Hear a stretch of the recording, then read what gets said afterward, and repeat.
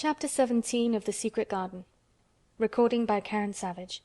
The Secret Garden by Eliza Hodgson Burnett. Chapter 17. A Tantrum. She had got up very early in the morning and had worked hard in the garden, and she was tired and sleepy, so as soon as Martha had brought her supper and she had eaten it, she was glad to go to bed. As she laid her head on the pillow, she murmured to herself, "I'll go out before breakfast and work with Dickon, and then afterward I believe I'll go to see him." She thought it was the middle of the night when she was awakened by such dreadful sounds that she jumped out of bed in an instant. What was it? What was it? The next minute she felt quite sure she knew. Doors were opened and shut, and there were hurrying feet in the corridors, and someone was crying and screaming at the same time, screaming and crying in a horrible way. "It's Colin," she said. "He's having one of those tantrums the nurse called hysterics. How awful it sounds!" As she listened to the sobbing screams, she did not wonder that people were so frightened that they gave him his own way in everything rather than hear them. She put her hands over her ears and felt sick and shivering. "I don't know what to do. I don't know what to do," she kept saying. "I can't bear it."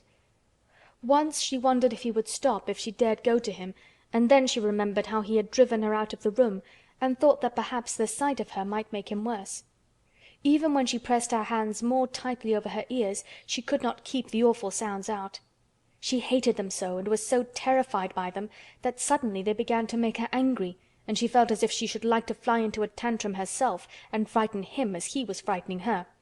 She was not used to anyone's tempers but her own. She took her hands from her ears and sprang up and stamped her foot.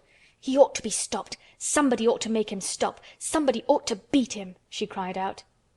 Just then she heard feet almost running down the corridor, and her door opened and the nurse came in. She was not laughing now by any means. She even looked rather pale. "He's worked himself into hysterics," she said in a great hurry. "He'll do himself harm. No one can do anything with him. You come and try like a good child. He likes you." "He turned me out of the room this morning," said Mary, stamping her foot with excitement. The stamp rather pleased the nurse. The truth was that she had been afraid she might find Mary crying and hiding her head under the bedclothes. "That's right," she said. "You're in the right humor. You go and scold him. Give him something new to think of.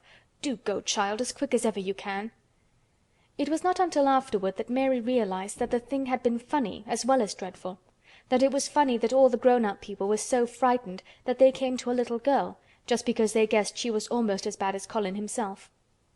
She flew along the corridor, and the nearer she got to the screams, the higher her temper mounted.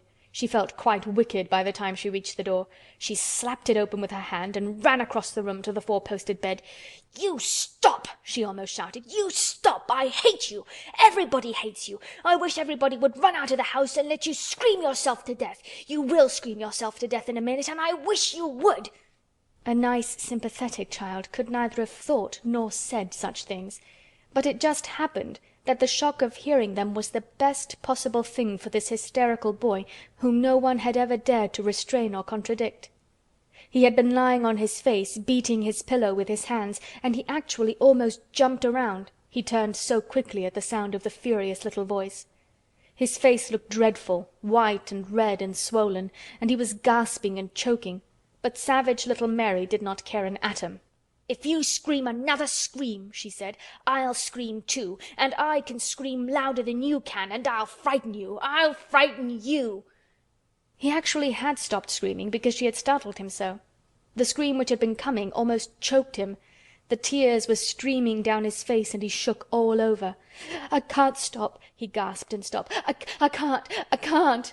"You can!" shouted Mary. "Half that ails you is hysterics and temper. Just hysterics, hysterics, hysterics!" And she stamped each time she said it. "I felt the lump.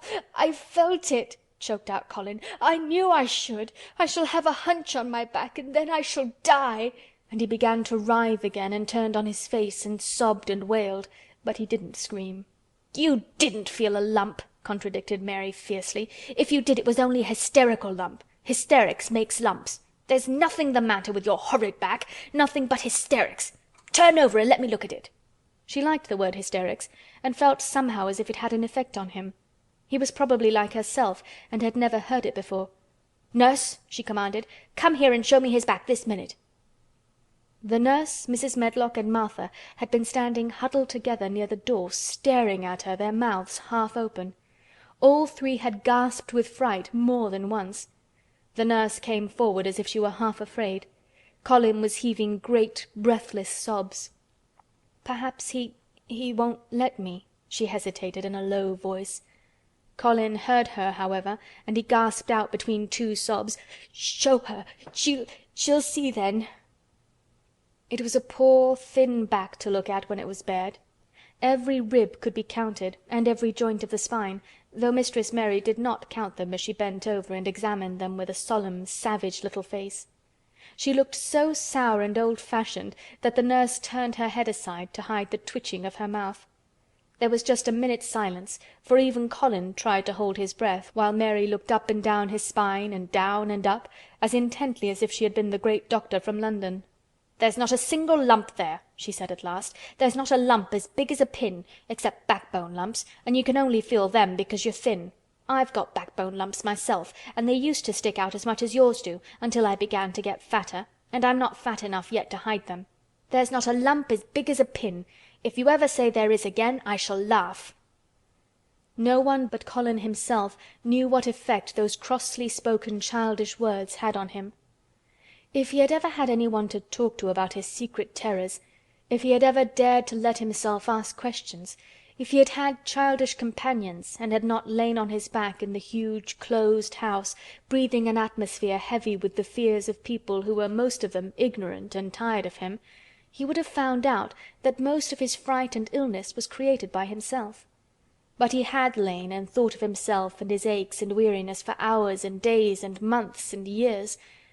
And now that an angry, unsympathetic little girl insisted obstinately that he was not as ill as he thought he was, he actually felt as if she might be speaking the truth.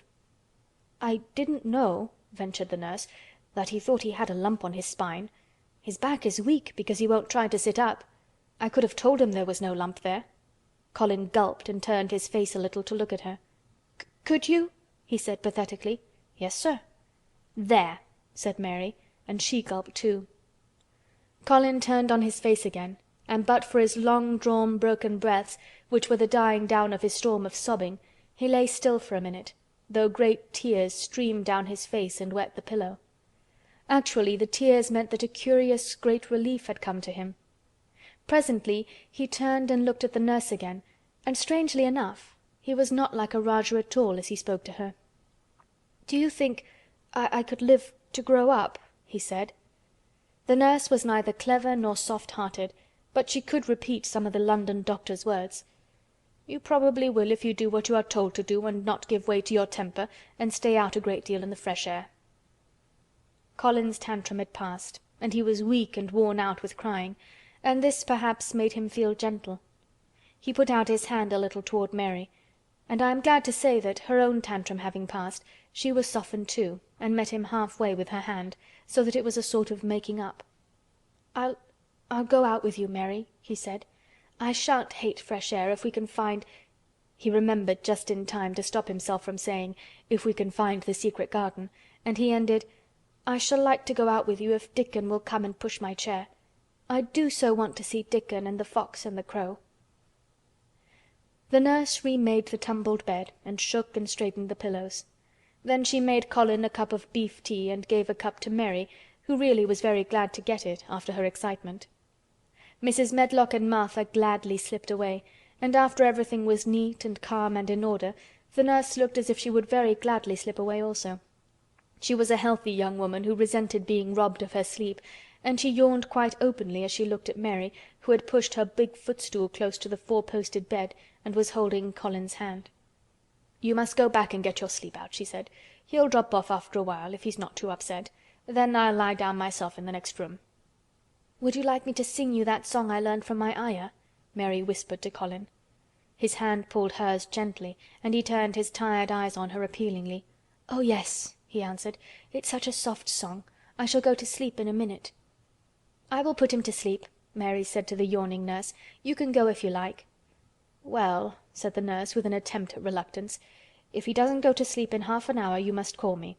"Very well," answered Mary. The nurse was out of the room in a minute, and as soon as she was gone Colin pulled Mary's hand again. "I almost told," he said, "but I stopped myself in time. I won't talk, and I'll go to sleep, but you said you had a whole lot of nice things to tell me. Do you think you have found out anything at all about the way into the secret garden?" Mary looked at his poor little tired face and swollen eyes, and her heart relented. "Yes," she answered, "I think I have. And if you will go to sleep, I will tell you tomorrow." His hand quite trembled. "Oh, Mary," he said.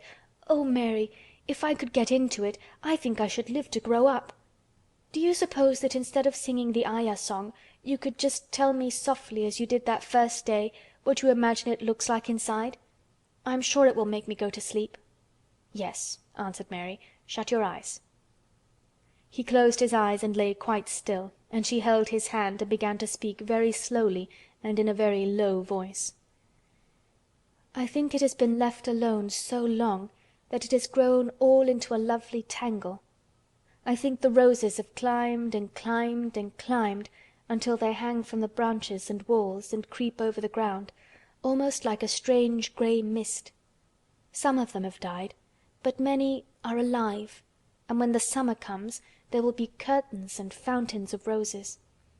I think the ground is full of daffodils and snowdrops and lilies and iris, working their way out of the dark. Now the spring has begun, perhaps—" The soft drone of her voice was making him stiller and stiller, and she saw it and went on. "Perhaps they are coming up through the grass. Perhaps there are clusters of purple crocuses and gold ones even now. Perhaps the leaves are beginning to break out and uncurl, and perhaps the gray is changing and a green gauze veil is creeping and creeping over everything, and the birds are coming to look at it because it is so safe and still. And perhaps, very softly and slowly indeed, the robin has found a mate and is building a nest." And Colin was asleep. End of chapter 17.